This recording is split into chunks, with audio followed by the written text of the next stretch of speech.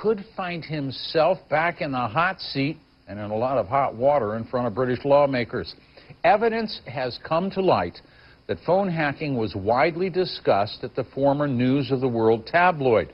And British MPs want to know if Murdoch misled them when he stood before them, before a parliamentary committee just last month.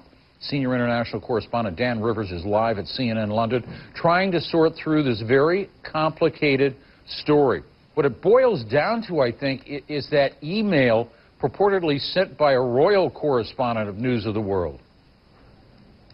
Yeah, I mean, that's one incredibly damaging document. Here it is, Jim. It's a letter written to News International's Human Resources Department from Clive Goodman, the disgraced royal editor.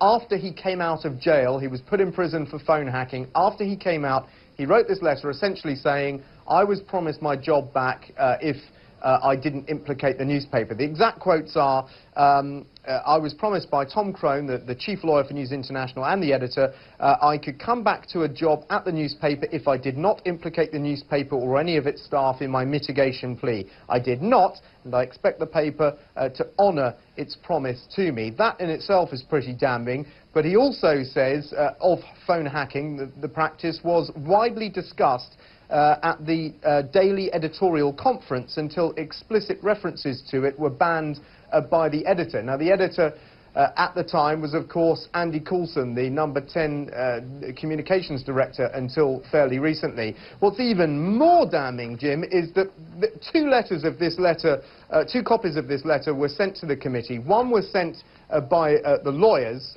for News International, the former lawyers, Harbottle and Lewis. Another was sent by News International itself. And in the copy that's sent by News International, they have actually, you can see here, redacted out any reference to the editorial conference or the editor, trying to protect, it seems, Andy Coulson's reputation in all this. He, of course, was forced to resign as editor of the News of the World, also then forced to stand down from his job at 10 Downing Street, and has since been arrested by the police as part of this ongoing investigation. There's a whole raft of other documents there. I won't bog you down with too much detail, but in short, it is pretty damning for News International. There is now a possibility that James Murdoch, at least, will be asked to come back and clarify his earlier statements to that committee.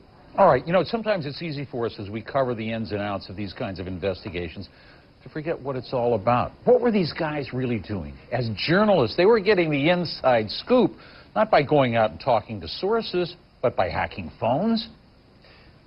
Yeah, I mean, essentially this boils down to certain tabloid newspapers, primarily the News of the World, but others have been implicated, running their operation a bit like a spying agency, eavesdropping into the answer phone messages, the cell phone messages of celebrities, of politicians, of pretty much anyone they wanted, right down to or up to the victims of, you know, families of the victims of murder, the murdered schoolgirl Millie Dowler. That one single revelation that they had allegedly hacked into a murdered schoolgirl's voicemail was the thing that really caused this story to explode and to become a big political issue. They were their own MI7.5, and as I understand, the police were involved too. Quite, yeah. I mean, you couldn't make this stuff up. There is a weight of evidence now showing that not only were they illegally hacking into all kinds of people's voicemails, but also they were paying police officers for information about, for example, the royal family. Now, all this is being looked at by the police under Operation Wheating. It's a massive investigation now involving 60 officers. But you're right, yeah, I mean, they were essentially completely riding roughshod over the law of the land and doing whatever they thought it took to get a story, even if that meant hacking phones, paying off police officers, breaking the law left, right and centre. That's the allegation. News International all along has started along saying this was just the actions of Clive Goodman, a rogue reporter. Now, that assertion has been undermined massively. They've now admitted it's gone further than that. Other people have been arrested as part of that police inquiry. What we haven't yet proven, or what hasn't been proven, is that James Murdoch himself was aware of what was going on and tried to cover it up. Now, that's what these politicians want to question him further on. How much did he know about phone hacking when they paid off Gordon Taylor almost £1 million, including legal fees. Why did he sign that cheque, and what did he know? Dan Rivers in London. Real good brief there on what's actually going on in this investigation, in this case, and why it matters. Dan, as always, great to have you with the brief. All right.